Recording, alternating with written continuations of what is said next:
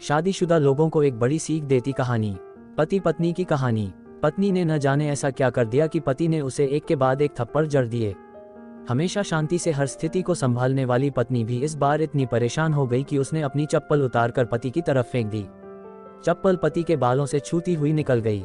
ये कहानी यहीं खत्म हो सकती थी, लेकिन पति ने इसे अपनी मर्दानगी का मामला बना लिया और बात बद से बदतर होती चली गई। परिजनों ने भी आग में घी डालने का काम किया।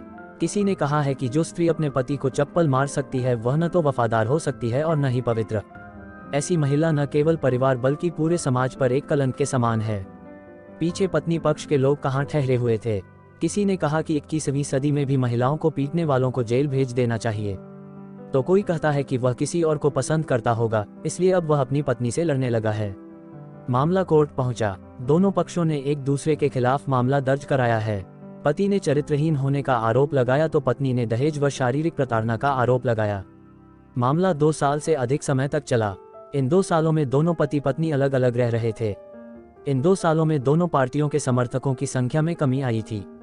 पहले जहां दोनों पार्टियों में समर्थकों का जमावड़ा हुआ करता था, वहीं अब गिने चुने लोग ही रह गए हैं। इस दौरान पति पत्नी दोनों की आर्थिक स्थिति में भी गिरावट आ गई थी। जिन्हें वह अपना शुभचिंतक मान रहे थे, उन्होंने भी पैसे आने पर टांग हिला दी। अगर कोई देने को राजी भी हुआ तो मोटी ब्याज की शर्त पर। आखिर में वही हुआ जो सब चाहते थे, तलाक हो गया। सभी खुश थे, दोनों तरफ के रिश्तेदार, उनके माता पिता और दोनों वकील। लेकिन 5 साल की खुशहाल शादी और एक खूबसूरत बेटी होने के बाद इस तलाक के कारण पत्नी चुप थी और पति शांत।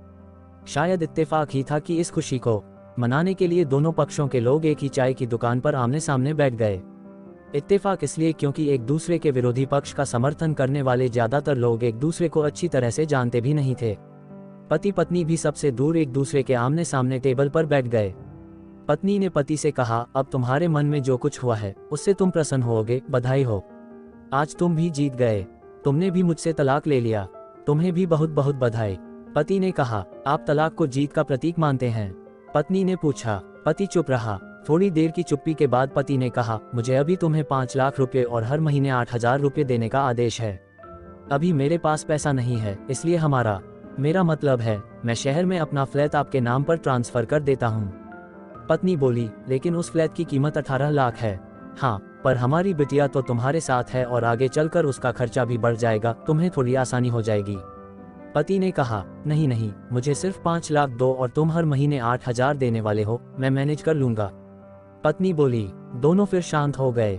पति सोचने लगा कि यह औरत कितनी भोली और समझदार है, जो कुछ समय पहले तक मेरी पत्नी थी और अब अनजान है। वह है जो कम से कम खर्च में घर चलाती है और पैसे बचाती है और हमेशा मेरे जन्मदिन पर मेरे लिए नए कपड़े खरीदती है। यहाँ तक कि अगर वह कभी कभी बीमार पड़ जाती तो पैसे बचाने के लिए मुझे नहीं बताती और घरेलू उपचार से अपना इलाज कराती, लेकिन घर में कोई और बीमार होता तो तुरंत डॉक्टर के पास ले जाती।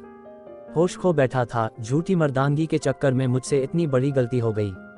बीवी के मन में भी खलबली मच गई। वो आज भी पहले जैसा ही है, अपने से ज्यादा हमारे बारे में सोचता था और अब भी वही कर रहा है। ये वही आदमी है जिसने मुझे बचाने के लिए अपनी ही मोटर चला दी। एक दुर्घटना। वह साइकिल के सामने कूद गया था और उसकी उंगली टूट गई थी। न जाने किस मनहूस पल में मेरा झगड़ा हो गया। पति ने चुप्पी तोड़ी और पूछा, अब तुम्हारा कमर दर्द कैसा है? ज्यादा दर्द तो नहीं हो रहा है। पत्नी थोड़ा मुस्कुराई और बोली, अब भी होता है, अब तो पेट में गुठली भी उठती है। होता है कि आप योग या व्यायाम भी नहीं करते। अब इसे किसी स्त्री रोग विशेषज्ञ को जरूर दिखाएं। पति कहाँ है? मुझे बताओ, तुम्हारा अस्थमा अब कैसा है? क्या तुम्हें अभी भी दौरे पड़ते हैं? पत्नी ने पूछा। करना पड़ता है, पहले से ज्यादा, क्योंकि मैं अक्सर इन्हेलर भूल जाता हूँ। अब तुम मुझे याद दिलाने के लिए नहीं हो। पति बोला। पत्नी की आंखों में आंसू आ गए। वह बोली, आपको मेरे चरित्र पर सवाल नहीं उठाने चाहिए थे, तो ये स्थिति पैदा नहीं होती। हाँ, मैं जानता हूँ, तुम बहुत अच्छे हो, मुझसे गलती हुई है, बहुत बड़ी गलती हुई है। मैं लोगों के बहकावे में आ गया था। पति बोला, आपने भी मुझ पर दहेज का आरोप लगाया था। उन्होंने कहा, गलत था और मुझे इसका पछतावा भी है। पत्नी ने कहा। पति कुछ कहना चाहता था पर झिझक रहा था। पत्नी ने पूछा, कुछ कहना चाहते हो? उन्होंने कहा, क्या सब कुछ पहले जैसा नहीं हो सकता? आपका क्या मतलब है? पत्नी बोली, क्या इसका मतलब यह है कि हम फिर से पति पत्नी के रूप में, सच्चे दोस्तों के रूप में नहीं रह सकते? पति बोला, लेकिन ये तलाक के कागजात। पत्नी ने कागज कहाँ दिखाया? चलो इसे फाड़ दो। पति ने फाड़ते समय तलाक के कागजात अपने पास कहाँ रखे थे? पत्नी ने अपने पास रखे कागजात भी फाड़ दिए। वकील, रिश्तेदार और माता पिता सब हैरान थे। पति पत्नी दोनों एक दूसरे का हाथ थामे अपने घर की ओर चल पड़े। दोस्तों, ये कहानी हर उस पति पत्नी के लिए एक बड़ी सीख है जो छोटी छोटी बातों पर लड़कर इन झगड़ों को बड़ा बना लेते हैं और अलग होने का फैसला ले लेते हैं।